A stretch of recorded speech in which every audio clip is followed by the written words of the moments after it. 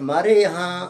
دورہ حدیث کے بعد کچھ حضرات تخصص فی الفقہ، تخصص فی الحدیث، اس طرح کے شعبے میں جاتے ہیں، پھر وہاں تخصص کرتے ہیں۔ کیا ایسا ممکن ہے کہ مستقبل میں اب یہ وفاق کے پڑھے ہوئے یا مولوی ان کی کا ایک میدان ہے، وہ امام بنیں گے یا کہیں عربی اسلامیات کے ٹیچر بنیں گے یا کوئی اس طرح کا، تو کیا یہ ممکن ہے کہ اس سے آگے کوئی یونیورسٹی ٹائپ کی چیز قائم کرے وفاق اپنی نگرانی میں، جہاں یہ علماء مختلف فنون میں داخلہ لے کر چند سالوں کا کورس ہو، کوئی انجینئر بنے، جیسے انجینئر یا ڈاکٹر یہ لوگ 4 سالہ کورس کر کے عالم بنتے ہیں، تو اسی طرح کا کوئی مختصر کورس ہو جس میں ایک عالم جب وفاق سے فارغ ہوتا ہے ماشاءاللہ بہت صلاحیت ہوتی ہے، تو وہ پھر 4 سالہ کورس کر کے ڈاکٹر بنے یا انجینئر بنے یا کوئی اس طرح کا شعبہ اپنائے کہ کل کو اسے اپنے زندگی کے معمولات چلانے میں ضرورت اور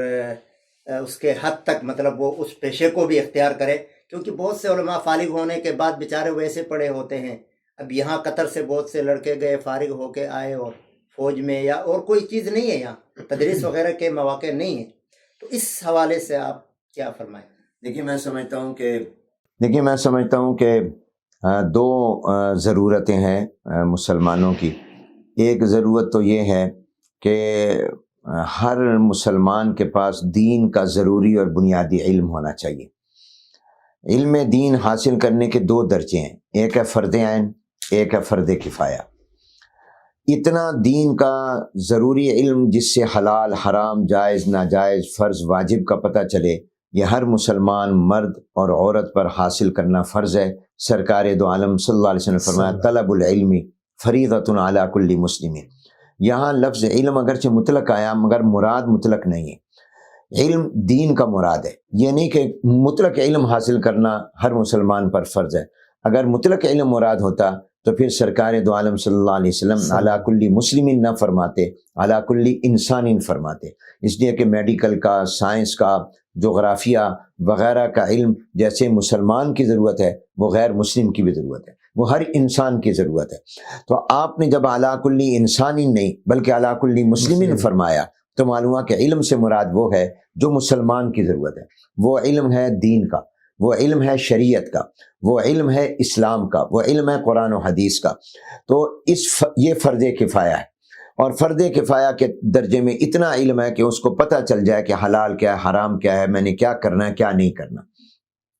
ایک ہے علم دین کا فرض کفایہ کا درجہ، یہ فرض عین کا تھا۔ فرض کفایہ کا وہ ہے فلولا نفر من کل فرقۃ منهم طائفۃ لیتفقهوا فی الدین ولینذروا قومهم اذا رجعوا الیہم لعلهم، کہ ایک چھوٹی جماعت جائے، وہ علم حاصل کر کے آئے اور اپنے علاقے میں آ کر اس علم کو پھیلائے اور پہنچائے، یہ فرض کفایہ ہے۔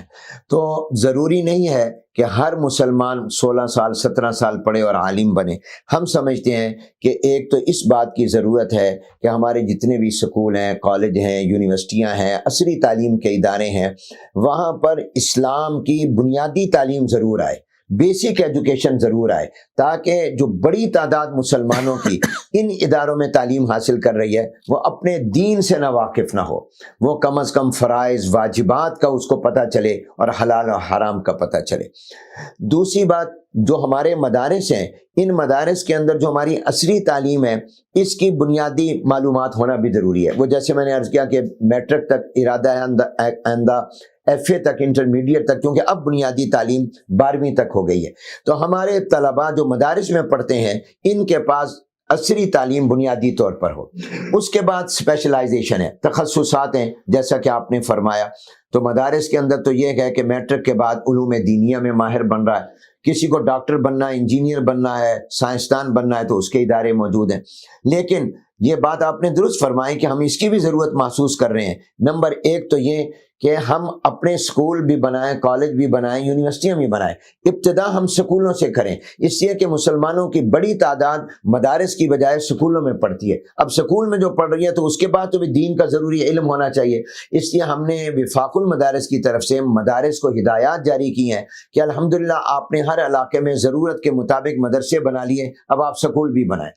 اور وہاں پر بچوں کو بہترین عصری تعلیم بھی دیں تاکہ وہ بچے کم از کم مسلمان ہوں اور اسلام کا بنیادی علم ہو۔ لیکن آگے یہ بھی انشاءاللہ ارادہ ہے کہ ہمارے جو دورہ حدیث سے فارغ طلباء ہوتے ہیں، بڑے ذہین ہوتے ہیں، بڑے باصلاحیت ہوتے ہیں اور جوہر قابل ہوتے ہیں، ان کو ہم آج کے زمانے کے مطابق بھی چند چیزوں کا کورس کرا دیں تاکہ وہ رجل العصر بن جائیں، وہ آج کے زمانے کے آدمی بھی بن جائیں۔ یہ منصوبہ بھی زیر غور ہے، اس پر بھی مشاورت ہے۔ انشاءاللہ ہم ایسے اپنے ہی جامعات میں ایسے کورس شروع کریں گے یا مستقل اس کے لیے ادارے بنائیں گے اور انشاءاللہ یونیورسٹیاں بنائیں گے تاکہ ہمارے طلباء دورے سے فارغ ہونے کے بعد وہاں میڈیکل کی، وہاں سائنس کی، ٹیکنالوجی کی، جدید معاشیات اور جدید چیزوں کی تعلیم حاصل کر لیں تاکہ ان کی محنت کے میدان جو ہیں وہ